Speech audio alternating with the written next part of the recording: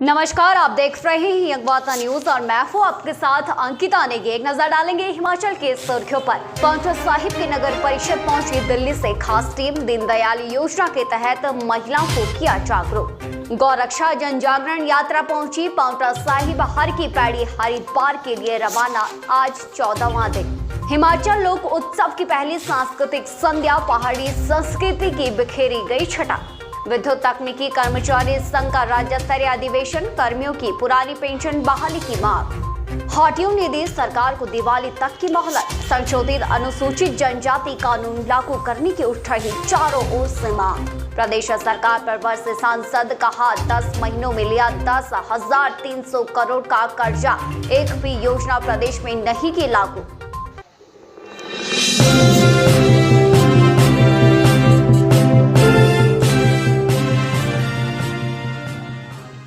और समाचार विस्तार से।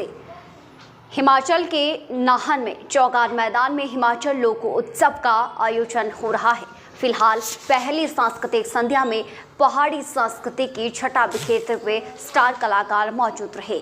आयोजकर्ता ओपी ठाकुर ने जानकारी देते हुए कहा है कि हिमाचल के लोकल कलाकारों को ये मंच खास तौर पर दिया गया है। हिमाचल लोक उत्सव 2023 की पहली सांस्कृतिक संध्या का शुभारंभ हुआ, जिसमें मुख्य अतिथि श्री विनोद शर्मा जी, जो कि समाज सेवी है, उन्होंने बतौर मुख्य अतिथि भाग लिया और बहुत सारे हमारे गेस्ट ऑफ ऑनर्स भी शामिल रहे। और पहली जो सांस्कृतिक संध्या है, इसमें हमारी जो कंपटीशन की शुरुआत हुई वो वॉइस ऑफ सिरमौर से हुई और ग्रुप डांस जूनियर के भी कल परफॉर्मेंसेस हुई, कंपटीशन हुआ। और इसके अलावा जो हमारे पहली सांस्कृतिक संध्या में स्टार कलाकार रहे वो श्री अरुण जस्टा जी, जो कि फोक गायक है, प्रसिद्ध हिमाचल के गायक है। उन्होंने गिरिपार में बसने वाले हाटी समुदाय के लोगों का सब्र का बांध अब धीरे धीरे टूटने लगा है। हाटियों ने अनुसूचित जनजाति संशोधन कानून लागू न होने से इस समुदाय में आक्रोश दिन प्रतिदिन बढ़ता जा रहा है। दीपावली तक सरकार को समय दिया गया है, उसके बाद हाटी समुदाय सड़कों पर उतरेगा। है कि हमने अब सरकार को मोहलत दी है, अब हम सड़कों पे उतरेंगे। मुलाकात का दौर अब ख़त्म हो चुका है। दिवाली तक की हमने मोहलत दी है। अगर दिवाली तक हमारा एक्ट, क्योंकि ये संविधान की उल्लंघना है, कानून की उल्लंघना है और ये संसद का अपमान है। राज्य सरकार बेवजह इस एक्ट को, एसटी एक्ट को, संशोधित एक्ट को पारित जो हो चुका है दोनों सदनों से, उसको इम्प्लीमेंट नहीं कर रही है। 4 अगस्त के बाद, क्योंकि महामहिम की गजट नोटिफिकेशन 4 अगस्त को हुई थी, उसके बाद ये काफ़ी समय हो गया है। हमारा आपके माध्यम से राज्य सरकार को आज हम कहना चाहते हैं कि अगर दिवाली तक नहीं हुआ तो दिवाली के बाद हाटी समुदाय। विद्युत तकनीकी कर्मचारी संघ हिमाचल प्रदेश का राज्य स्तरीय अधिवेशन नाहन में आयोजित हुआ। हिमाचल प्रदेश व राज्य विद्युत तकनीकी कर्मचारी संघ के प्रदेश अध्यक्ष लक्ष्मण कपटा ने कहा कि सरकार से विद्युत कर्मियों के लिए भी पुरानी पेंशन बहाल करने की मांग रखी गई है। इसके अतिरिक्त सरकार से ये मांग है कि रिक्त पदों को जल्द ही भर। सबसे पहले आज जो यहाँ नाहन में हमारा तकनीकी कर्मचारियों का जिला का अधिवेशन हुआ था, इसमें नई टीम का गठन किया गया है। इस माध्यम से मैं कहना चाहता हूँ कि हमारा जो ओल्ड पेंशन स्कीम थी बिजली बोर्ड में, जबकि एचआरसी में ओल्ड पेंशन दी गई है, जबकि हमारे को 1974 से लेकर ओल्ड पेंशन दी जाती थी, उनको एचआरसी को 1993 में पेंशन दी गई। और हम चाहते हैं कि मुख्यमंत्री ने 3 बार इसकी घोषणा भी की है कि बिजली बोर्ड को तो पेंशन दी जाए, लेकिन प्रबंधन अभी तक इसको लटकाया गया है। एक आगे बढ़ने से पहले रुकेंगे इस बीच एक छोटे से ब्रेक के लिए।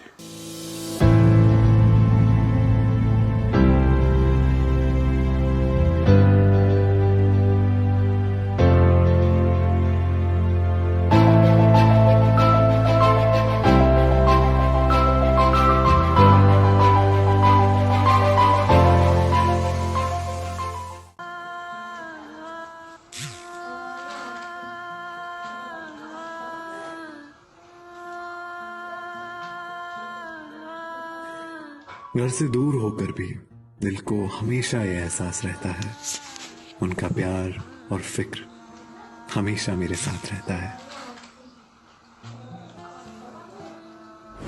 भूषण ज्वेलर्स, अनमोल रिश्तों के लिए।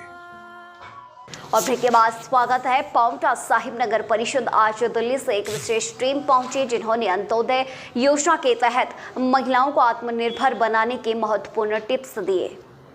जो जुड़ी है वो सारी गरीब परिवार की महिलाएं हैं वही लोग इस योजना में जुड़ी हैं, उनको हर तरह की मदद दी जाती है, जैसे कि प्रशिक्षण दिया जाता है ताकि वो आत्मनिर्भर हो सके। स्वयं सहायता समूह बनाती हैं वो, उसमें हम लोग मदद करते हैं। स्वयं सहायता समूह बनने के बाद उनको समय समय पर प्रशिक्षण दिया जाता है, किस तरह लोन दिलाया जाता है।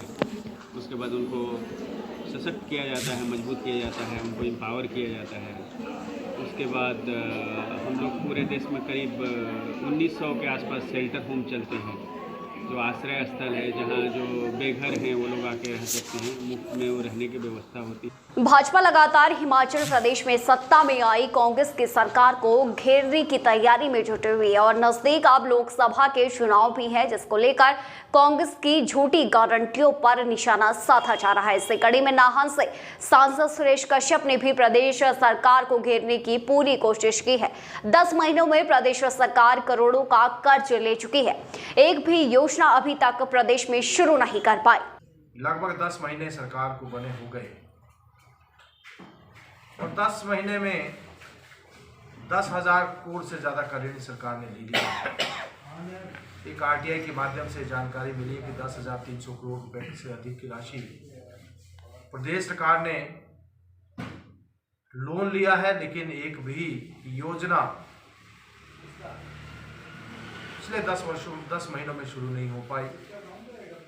पांवटा साहिब में गौरक्षा जनजागरण यात्रा पहुंची, जहां गौ सेवकों द्वारा यात्रा का स्वागत हुआ।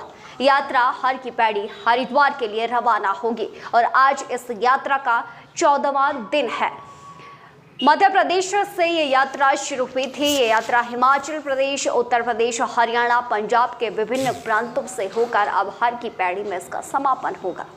संकल्पित ये यात्रा है, उनकी पूरी टीम की ये संकल्पित यात्रा है और 23 अक्टूबर गशवानी मध्य प्रदेश से जगत गुरु रामानंदाचार्य स्वामी श्री रामभद्राचार्य जी के द्वारा इसका शुभारंभ किया गया था और लगभग 6 राज्यों से होकर ये यात्रा पांवटा साहिब में कल शाम को पहुंची।